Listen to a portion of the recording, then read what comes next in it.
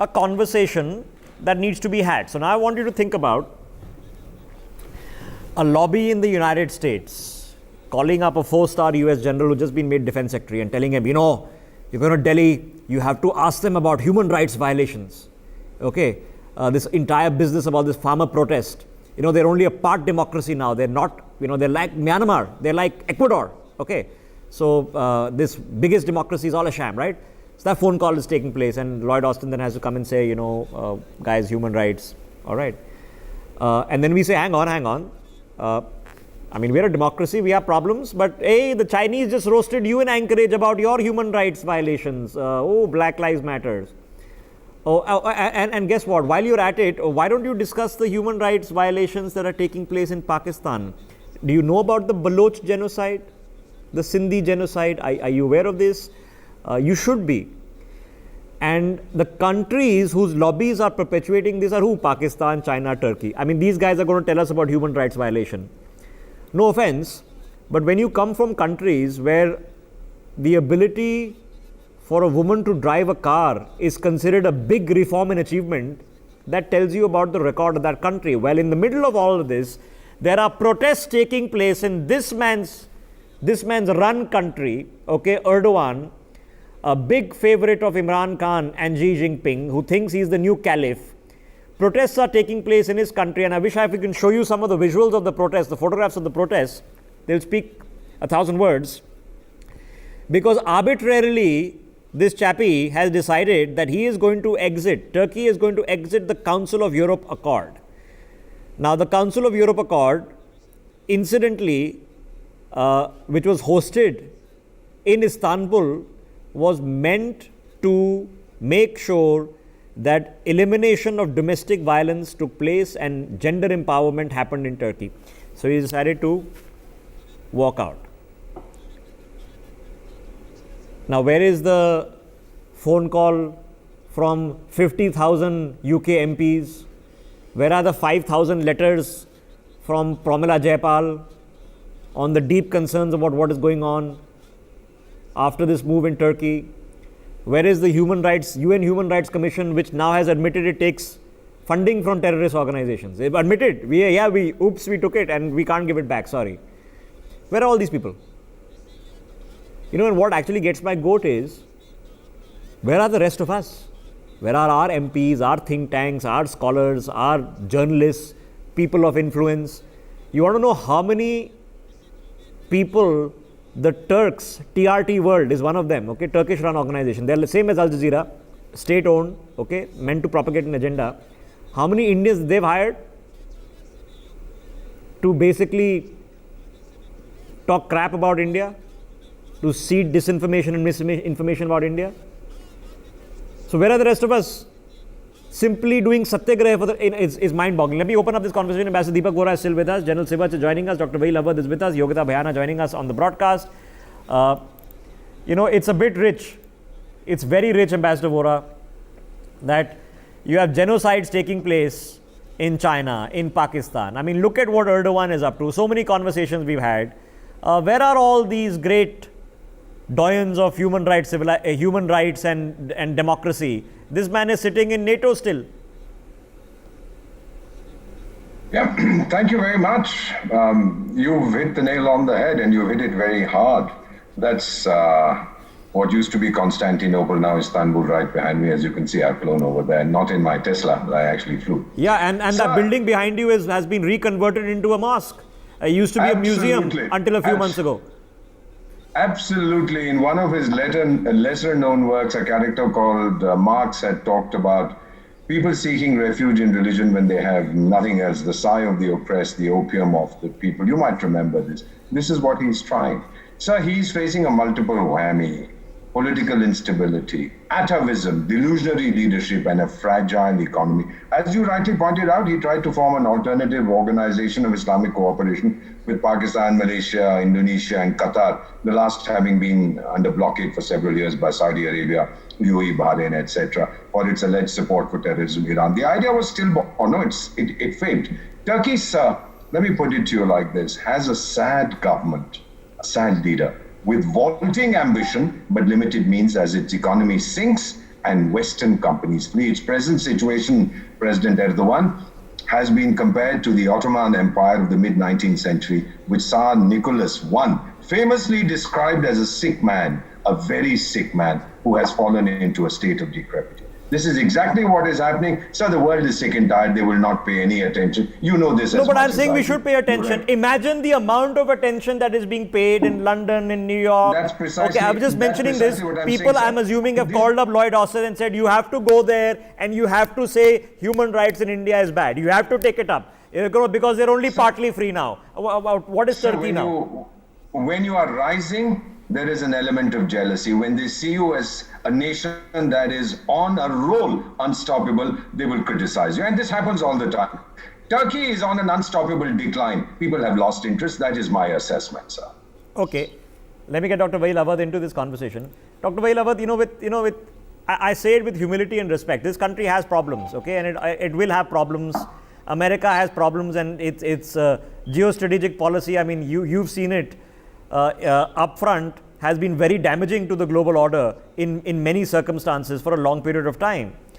But when this nonsense is going on, okay, where is the global condemnation for a person who is a NATO ally?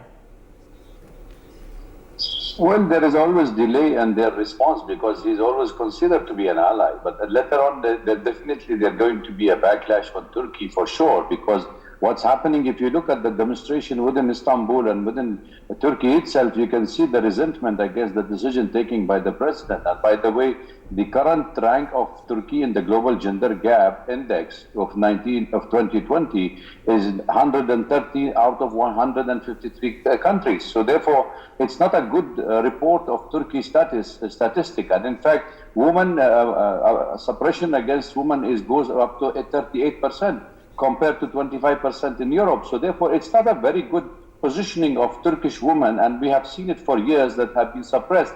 And there are no statistics actually to show how much they are being suppressed under Erdogan, because there are so much of killing and there are so much of projecting the houses where women are missing or women have been suppressed to rape, and all these cases by different NGOs and civil society showing that the rising of crime against women has been on the rise ever since Erdogan has been in power. So you, as ambassador, have said that you may expect the worst to come from him yet to come. Okay.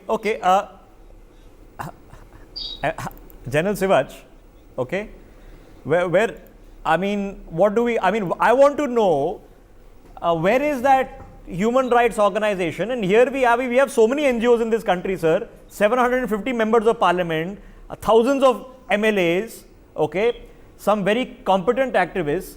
Where is everybody writing letters calling Turkey partly free and standing up for the women of Turkey? Why is this scrutiny not happening? When so much scrutiny, and I'm okay, fine, scrutinize India, but why is this scrutiny on Turkey not happening? Absolutely correct, Rishabh. 2-3 issues stands out. One is that as far as Turkey is concerned, the track record is very poor. The domestic violence is on the increase. On top of that, Erdogan does not want to ratify this treaty, which is about 10 years old, which basically aims to curb violence against women. Now, the issue is that if the track record of Turkey is so bad, why it is still a member of NATO, though they are trying to become a member of European Union, which has not been allowed. But my concern is, why should it not be taken out of also from NATO? And where are the other rest of the human rights champions? Why are they not commenting against it? Why the certain human rights champion within our India, they are not commenting against Erdogan? The double standard which is being utilized by certain countries, these are matter of concern. And my take is, as far as Erdogan is concerned, he wants to become the champion of Islamic world, along with Malaysia, Pakistan, Iran and Indonesia. But he does not follow any principle, and the violence against women is on the rise. It is 1.5 times or almost double than the most of the countries in the world. Now, with this track record, the Erdogan should be shown the mirror. He should be isolated in the world. There should be huge pressure which will be imposed on Turkey. And why should it remain in NATO in case the European countries feel that the woman must be considered equal? Here is a country where they do not think Here the is an women are equal. international They think accord. the violence against women, and in last 10 years it has increased twofold.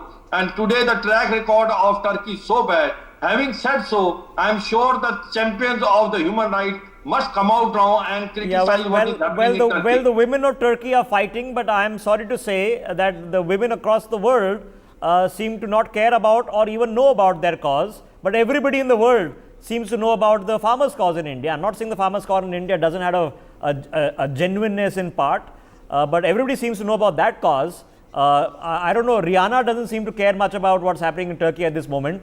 Maybe because she's not getting paid a couple of $1 million to care about it. Let me get Yogita into this conversation. Yogita, we've had so many conversations, you and I, because we have genuine problems here in this country. Okay, you deal with them on a day-to-day basis.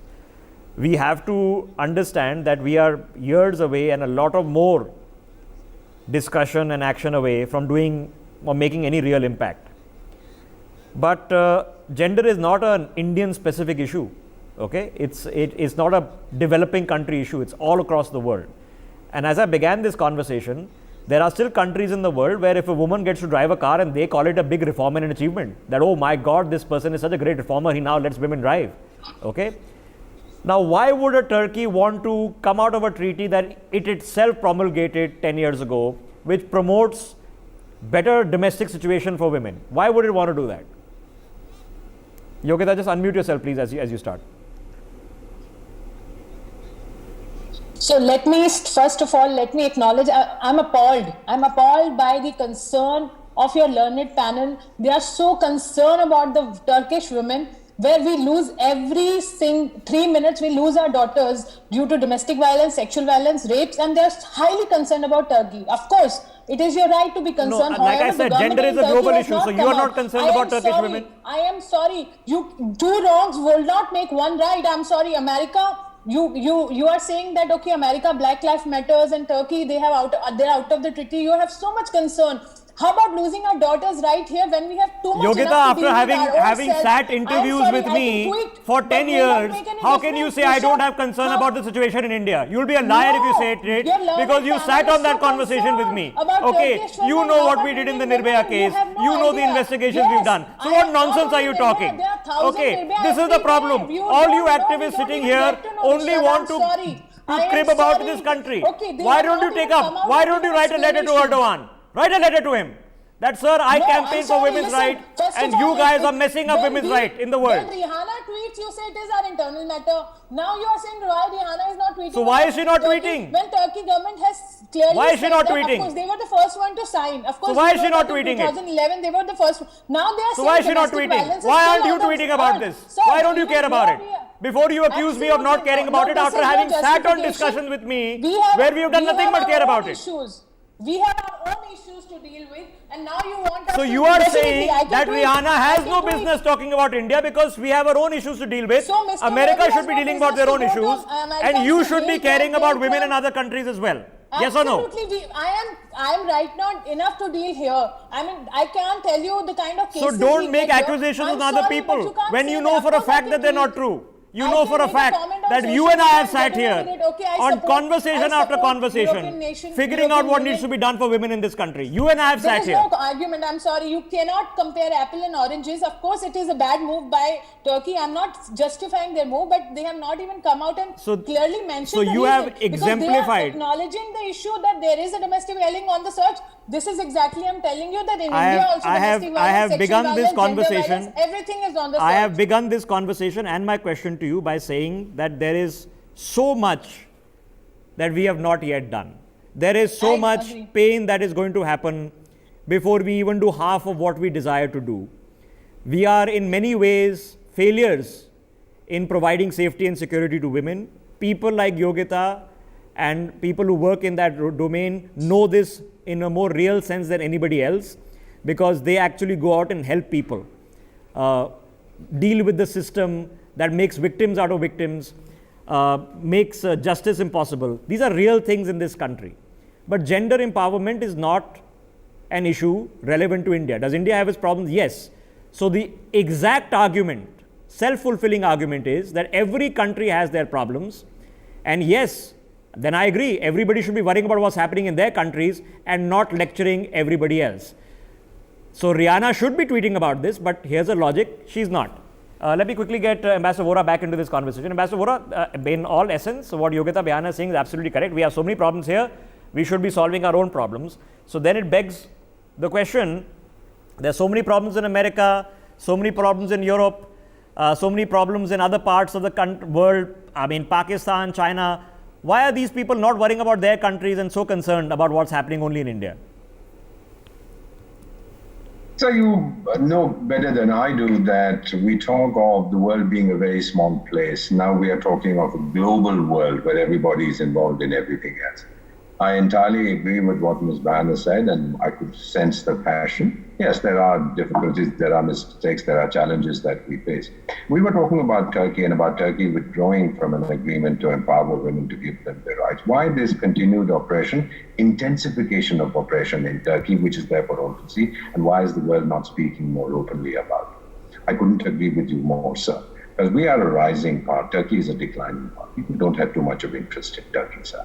But they have interest in us, and they'll try and pull us down wherever they can. They are uncomfortable with our rise because we're a brand new example. We're an alternative to the Chinese model. We're an alternative to anybody in the world. We are the Indian way. We chart our own destiny. This is what is bothering them. So we don't follow any model. Turkey declining, the world has lost interest, sir. Okay, there was something, Ambassador Vora, let me pick up that thought, called the suffragette movement, okay, that fought for the right to vote in Britain, okay. I would like to say that those people were pioneers for gender empowerment across the world. The people who are fighting for race equality in America are fighting not only for their own purposes, but I'm hoping for race equality across the world. Gender is a global issue, has to be taken as such. Here is an example that we don't want to talk about, okay. I'm asking the question why. That's not to say that we don't talk about problems happening in India. We talk about them a lot, okay. A lot, because there is never enough that you can do. There's never enough that you can do. There's short term, long term, medium term, you have to do all those things and more. I keep telling you that here's an example, right? 2/3 of our team is women, all under the age of 30. That changes journalism, hopefully, in the next 5 or 6 years. Real things have to happen over a period of time. But Dr. Vaheel Awadh, away from the brickbats, which is unfortunate what Yogita has brought into this conversation, here's a reality check, sir.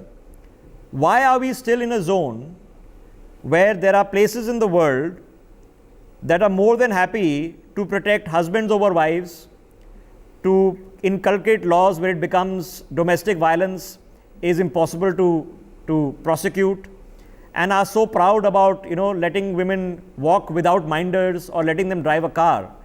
How is this discrepancy happening? I'm not saying that India doesn't have its own problems, but there is a huge gap there. So how should I equate these countries now? If we are Myanmar and Ecuador, what are these people?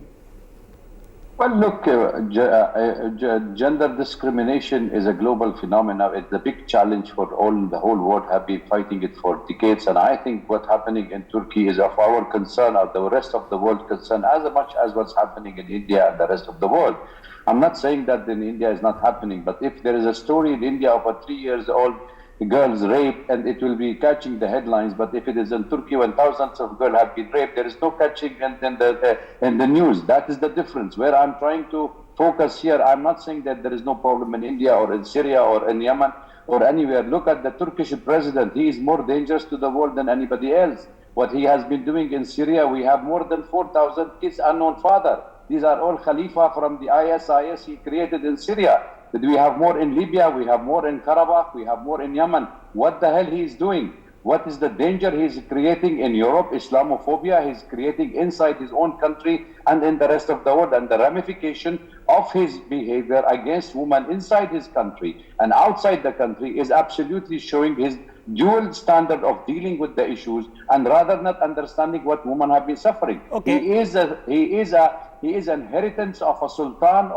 of Turkey who only spent his life in the harems. Let me quickly get General Sivach. And General Sivach, I'm just going to posit logic that has been told to us. The logic is that the reason a Rihanna and a Greta Thunberg and others aided and abetted by well-meaning people in this country need to take these issues in India to an international level, because our own media, our own state, our own organizations and activists do not have a large enough voice or a large enough scrutiny. So foreign intervention and cognizance is required, because the rest of us are failing at our jobs. Yogita is failing at hers, I am failing at mine, governments are failing, and this is why Rihanna and Greta Thunberg are required. That's why they need to take up the cause.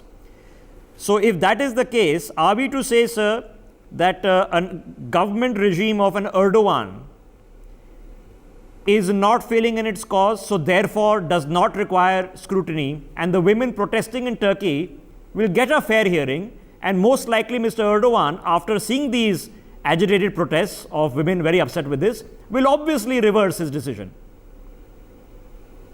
Absolutely, Rishabh. Gender discrimination is a global phenomenon, no doubt. This has been spoken by earlier panelists also. And whatever is happening in Turkey is unfortunate. If we do not raise the voice, what will happen to the women of Turkey? They are already discriminated. The violence against women is the highest in the Muslim world, and especially in Turkey. It is approximately 38%, almost 1.5 times more than Europe. Now, in case if we fail as a world community, you will find that Erdogan will become more bold. So therefore, we all have to rise above our party line and adversely comment on whatever is Erdogan doing, so that the women get the voice, women are empowered. I fully agree on one issue, that this is a global phenomena. No one is saying it doesn't happen in India, but it happens. We have a voices in India. Okay, no, I'm just presenting logic, Government because is ready to understand the logic and the woman is empowerment which has taken place in India over a period of time is a matter of pride for all of us. The logic But is that a we crime. have to learn lot in case if there is a demarcation, it is not good, we will remove it. But why should we not speak against whatever is happening in Turkey? No, It's a the matter point of is, the concern. question is The not women why. are treated like The animals question there. is, it's You not remember happening. the point which was raised, The question that the is, it's not Islamic happening. State had created confusion, and the way they have carried out rapes and all in Syria, Libya, Turkey, as well as in Iraq is a matter of Against, concern. ask the Armenians, ask the Kurds. Okay, so the logic is that a crime against humanity anywhere is a crime against humanity everywhere. That's the working logic, because we're all human beings in the end.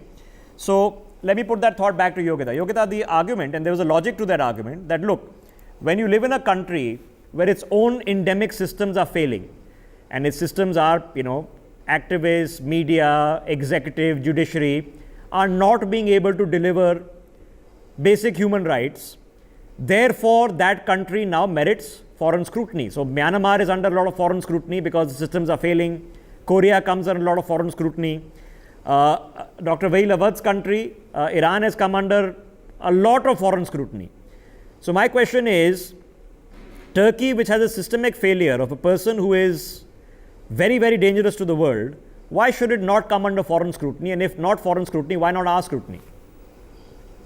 Absolutely, Rishabh. Nobody is denying that they should not come under foreign scrutiny, or you can say that why people are not raising their voices, like international figures like Rihanna, who did that, and Greta Thunberg. And we are not denying that. Of course, it is our right, and we should do it. I'm not at all justifying that. But when we talk about Indian people, of course, Indian human rights activists, they are not raising their voice. Of course, I've justified it before also, that we have enough to deal here. Of course, when we get to hear such news, we should condemn it, and I am doing it. I'm openly saying that it should not have been done, but still government there has to come out clear with their justification, which they have not come out as of now. So coming back to also, I also want to bring it to your notice that when we talk about global family, as Deepak ji was mentioning, India matters. That's why people are raising their voice, because we matter to them. We are seen as a global country nowadays, and they really want to Okay, speak about Yogita, I'm going to tell you a of true course. story, because I don't want to deride the problem, because the problem is very real. It's a known problem, but here's a true story. There was an Indian student who applied to a German university, and Greta Thunberg hails from Germany. He applied a few years ago, and this was published widely in the press. He applied for a student's position in a German university, and the professor there rejected him, saying that all Indian men are rapists. So I don't want you in my campus. Is that a fair assessment by that German professor? Absolutely not. Absolutely not. It should not become like this. I mean, the image absolutely is not the one which we carry. Otherwise, we are much safer than other Gulf countries. Okay, I'm not but comparing so it this is with, the problem, Yogita. So how do we then take on, okay, these subjects as human beings rather than as, because race I mentioned is a genuine issue. If you, I have faced racism in the UK for sure. Okay, I have lived there for an extended period of time.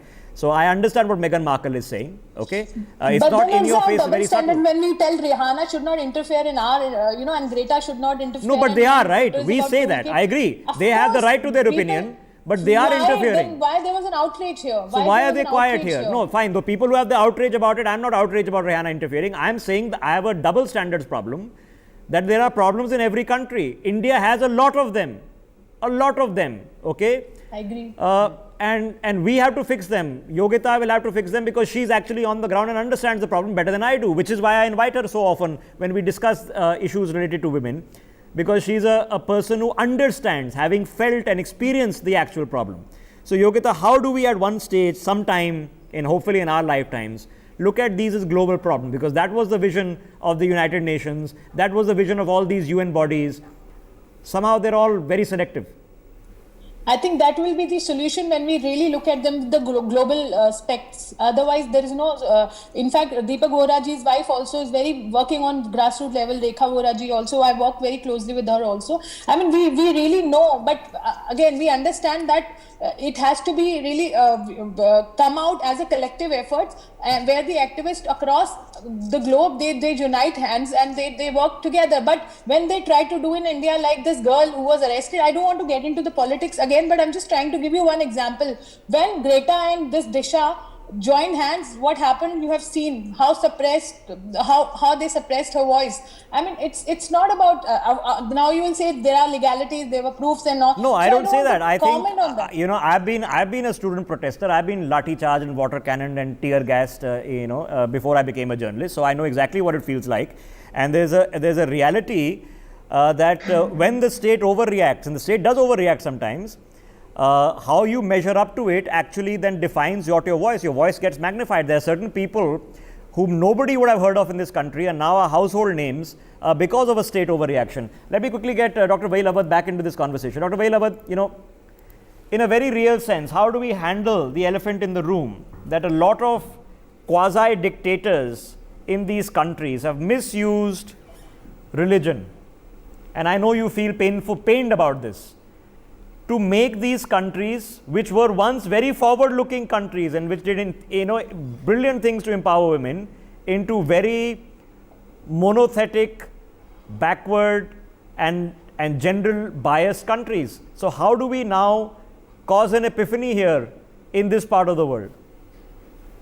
Well, I think we have to separate religion from the governance. That's my always take on this issue, because when somebody is neither understand religion, if I have to understand the religion, I think every goddess in India is a feminist. So I think if we have to go by the goddess, then we have to worship every woman we see in the street. There's similar things also, but somebody taking full advantage of Islam and does not understand the interpretation of woman in Islam, and he's trying to ride the wave of sultanate on his and the Ottoman Empire. That is his own imagination, and therefore I think there where we are to have to expose such kind of traders of religion rather than the true followers of religion. Okay. I need to be taking a break. I'll leave a quick last word with Ambassador Deepak Vohra. Ambassador Vohra, it does merit a conversation because you can't, it's like coronavirus and it's not an exact equation, but this is a human challenge. Okay. You have to look at it all over the world, across political systems and ideologies and religion and whatnot. In this regard, for those people in those countries, quasi-dictatorships, that still think, throwing pennies to gender reform is a major achievement. How do we then as a collective say that no, this is not enough, and that the women who are dressed in purple and protesting in Istanbul should have the power to overturn what Erdogan has just done? So you answered the question yourself, and I think what Professor Awadh said was absolutely correct, General Siwach and Ms. Bhayana. This is a global issue. It's not limited to any country. These days, information travels at nanosecond speed. There's social media, there's what have you. And as you very rightly said, sir, an atrocity against anybody, man or woman, anywhere, is an atrocity against man or woman everywhere. The person who keeps quiet when he sees injustice being done is as guilty as the person perpetrating the injustice. We are in a globalized world, so there is no question about it. We have to raise our voice. Whether it's Turkey or it's a tiny island in the South Pacific or something on the west coast of Africa, we just have to raise our voice because this is a global issue and has to be tackled globally. It needs global solution. UN Farm and all that have been in this business for a long time, have not succeeded. We need new ideas. The way is for the world to come together and say, enough, we will not tolerate this anymore. Okay. That's the solution. I need to take a break. I'll leave it to cogent understanding of people out there, and it is based on that logic. The logic is that there are truly, farmers' issue is truly a global issue, race is truly a global issue, gender is truly a global issue, and everybody as human beings have the right to jump in and comment upon them, okay?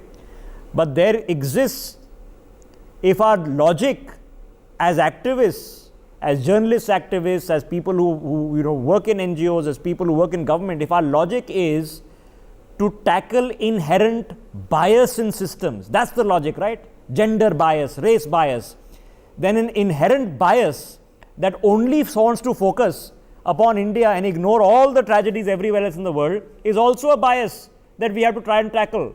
And I would be failing in my job if I didn't try to tackle it. For more such videos, subscribe to the NewsX YouTube channel, hit the bell icon.